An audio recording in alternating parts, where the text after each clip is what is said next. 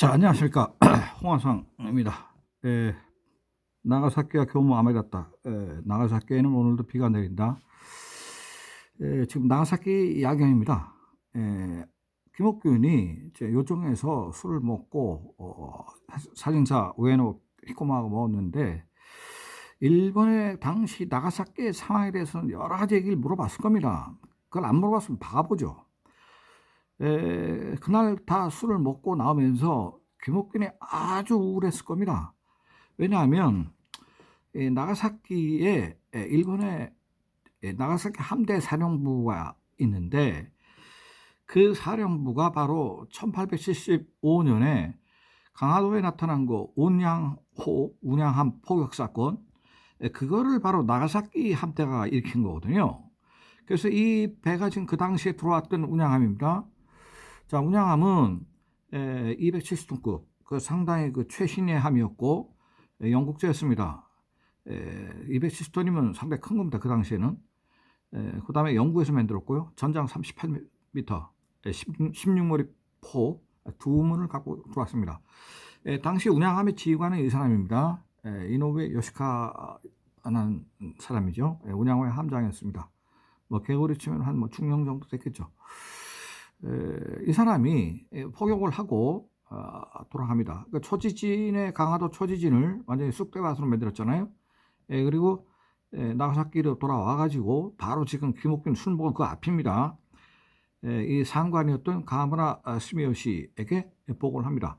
그리고 가무라 스미요시는 동경 정부의 작전이 완료되었음을 보고했습니다. 자, 이 작전의 성공에는 일본 해군을 만든 나가사키 해군 전습소라는 게 있습니다. 자, 이게 나가사키 해군 전습소가 1855년에 갑자기 만들어지게 되는데, 이거는 바로 페리 제독의 쿠로후네, 즉 흑선 검은 배가 그 2년 전에 일본의 요코스카, 요코하마 바로 옆이죠. 요코스카 항에 와서 함포 외교를 했잖아요. 일본 무력으로 개항시켜 버리려고. 그래서 그때 들어왔던 바로 구로훈의 검은 배입니다. 검은 배라는 이름이 붙은 거는 여기에 아스팔트에 그 콜타르를 발랐어요. 그래서 이 배 색깔이 시꺼먼 겁니다. 왜냐하면 태평양에 먼 바다를 건너오려면 배가 부식되는 걸 방지하기 위해서 콜타르를 칠해서 들어왔습니다. 그러니까 일본 사람들이 괜히 떨렸죠. 거의 뭐 1800톤 정도 되는 배인데, 당시 일본은 그런 배가 없었습니다. 그리고 유럽에도 이렇게 큰 배가 없었어요. 그러니까 이게 이 사람들이 떨려갖고 1년 동안 좀 시간을 달라고 한 다음에 결국 이제 항복을 하게 되는 거죠. 개항에. 그래서 당시에 이 배가 지금 여기 뭐 구로훈해가 지금 떠 있고, 자, 이 페리제독이 내려가지고 이 일본군의 병사들을 해치고 들어가서 개항하라. 5개 항구 내놔라. 그렇게 이제 사인을 그 다음에 하게 됩니다. 이게 바로 그 페리가 그 막부의 관리들하고 지금 회담을 하는 그림입니다. 여기 지금 페리가 팔짱을 끼고 앉아 있잖아요. 뭐 한마디로 뭐 기세등등합니다. 그래서 일본의 페리 원정은 상당히 그 페리가 국방성 펜타곤에서부터 국무성으로부터 그약 2만 달러의 그 연구비를 받았는데, 그때 2만 달러면 요새 같으면 200만 달러입니다. 그 200만 달러의 자금을 가지고 일본을 어떻게 개항시킬 것인가를 연구를 했죠. 그래서 결국은 이제 성공시킨 겁니다. 자, 일본은 자, 미국이라는 거대한 나라가 어마어마한 큰 군함을 가지고 와서 일본을 이제 무력으로 개항시켰으니까 우리도 빨리 해군을 양성하지 않으면 안 되겠다라고 생각을 했습니다. 그래서 바로 나가사키에 김옥균이 여기서 술 먹는 거리하고는 불과 아마 지금 이 대지마 바로 옆에니까요. 한 걸어서도 한 10분 내 10분에서 15분 정도 올 겁니다. 그래서 이 지금 이런 그 기와집에다가 해군 전수소, 즉 말하자면 해군 학교를 맺는 거죠. 이게 지금 해군 전수소의 모습이고요. 이제 사병들이 이제 들어갔다 나갔다 출퇴근하는 거고, 이 바로 옆에가 그 유명한 대지마입니다. 네덜란드 무역센터가 있었던 거죠. 붙어 있었어요. 자, 그 당시의 그 배운 학생들의 모습입니다. 뭐 기아집에서 배웠으니까 좀 약간 이상하죠. 서양 과학을 배우는데, 자, 이 초대 소장은 바로 이 사람입니다. 나카이 나오유키, 1816년생이고 이때 소장을 취임했을 때는 약 46세입니다. 자, 이 나카이 나오유키 뭐 일본어로 봤으면 굉장히 훌륭한 사람인데 좀 사진을 좀 불경스러운 걸 붙였어요. 자, 그래서 이 나카이 나오유키가 일본 정부를 대리한 초대 소장을 맡았습니다. 그리고 자기가 뭐 가르칠 능력이 전혀 없는 사람이죠. 그냥 관리로 나와 있는 겁니다.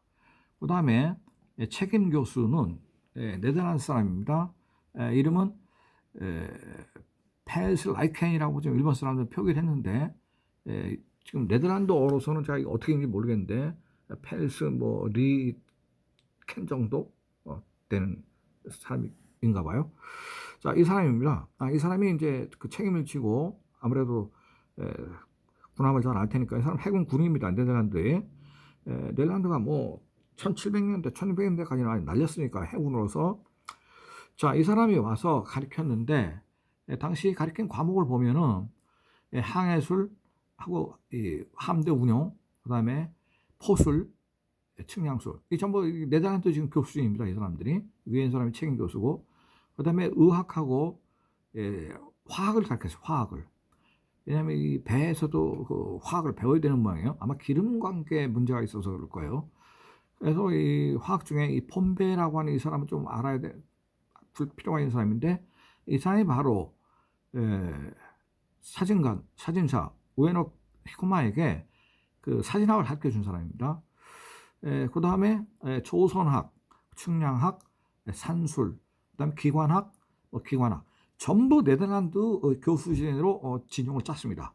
그래가지고 그 1855년 12월달 아마 12월 2일이었을 거예요. 37명의 학생을 각 번에서 똑똑한 사무라이들로 추천을 받았습니다. 그래서 이 추천을 받아서 들어온 학생 중에 주목해 봐야 될 사람이 하나 있는데, 각 번에서 했는데 주로 이제 그 사가번이 많이 꼈어요. 교수에 있는.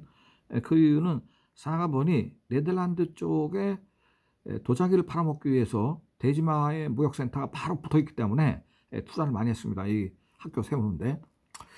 자, 바로 이 사람 가스 가이슈입니다. 1823년생이고 이 학교에 들어왔을 때는 32살, 굉장히 늦은 나이에 들어온 겁니다. 이 사람은 나중에 1871년에 61년인가 71년인가 좀 제가 확실하지 않아요. 유럽으로 떠나는 일본의 엘리트들 150명을 태우고 유럽으로 갑니다.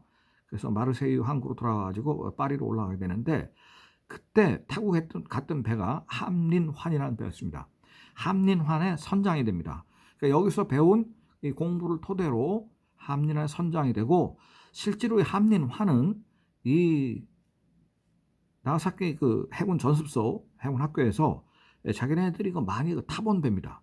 그래서 그 배의 성능이라든지 모든 걸 다 알았으니까 이 가스가이슈가 바로 그 배의 선장이 돼가지고 150명의 당대 일본의 엘리트들 태우고 각 과목별로 말하자면 뭐 제철, 철강부터 시작해서 모든 거를, 과학에 필요한 모든 거를 150명의 엘리트가 그 배에 타고 가는데, 그런 엘리트가 다 빠져 죽으면 안 되잖아요. 그러니까 거기서 가장 우선성적으로 공부를 한 바로 이 가스가이슈를 선장으로 해가지고 유럽으로 건너가서 그 함린환의 사절단, 칸린마리의 사절단이 일본을 비약적으로 발전시킵니다. 그 사람들이 유럽에서 배운 기술을 갖고 돌아와서. 자, 오늘날 나가사키는 일본의 서일본 해군 사령부가 있습니다. 일본은 제1해군은 동경의 요코스카에 있고요. 제2해군은 서일본 바로 나가사키에 있습니다. 미국이 2차 세계대전 때 나가사키를 폭격한 이유도 바로 나가사키에 서일본 사령부가 있기 때문입니다. 저걸 깨트리지 않으면 일본 해군이 살아있는 한 전쟁에서 이기기 어렵다, 힘들다, 걔들한테 너무 당할 가능성이 있다 라고 해서 바로 원자폭탄을 나가사키에 떨어뜨린 겁니다. 그걸 아는 사람이 별로 없더라고. 내가 왜 나가사키를 때렸는지를 아는 사람이. 자, 그래서 결국은 일본은 이 해군 전습소를 통해서 획기적인 해군력 증강을 일으키죠. 이건 대지마의 그 바로 네덜란드 무역센터의 모습이고. 자, 김옥균은 김옥균 이전에 요게 지금 나가사키에 있는 제철소인데요. 이게 나중에는 이제 미쓰비시 제철소가 되는데, 배를 만들려니까 결국은 배만 배워서 될 문제가 아니고 바로 이런 그 제철소를 막 동시에 세웁니다, 이 사람들이. 그래서 같이 가는 겁니다. 이제 오늘날 그게 또 자라서 지금은 또 미쓰비시 조선소가 됐어요. 자, 그날 밤 김옥규는 거기까지 가가지고 뭐 술만 먹겠어요? 바보가 아닌 다음에. 당대 천재인데 뭐 과거 시험 1등으로 붙은 사람 아닙니까?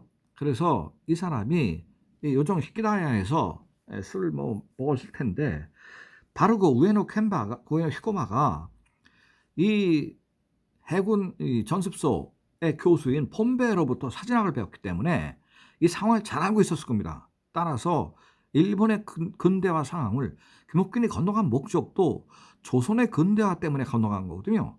그러니까 아마 상세히 물어봤을 겁니다. 그리고 김옥균은 그때부터 두 번째, 세 번째 일본을 가가지고 그 일본과의 차관 문제를 협의하거든요. 그 차관 항목에 바로 이러한 그 군함을 만드는 거라든지 해군력 증강이라든지 뭐 철도를 놓는 문제라든지 이런 걸 그 이등 방문하고 나중에 상의를 하게 되거든요. 자, 오늘 김옥균이는 거기서 술을 먹고 나오면서 아주 우울해서 나가사키는 오늘도 비가 내린다와 같은 그런 심정이 돼가지고 아마 이 요정을 낳았을 겁니다. 자, 오늘은 제3회 한중일 삼국지 제3회를 말씀드렸습니다. 자, 감사합니다.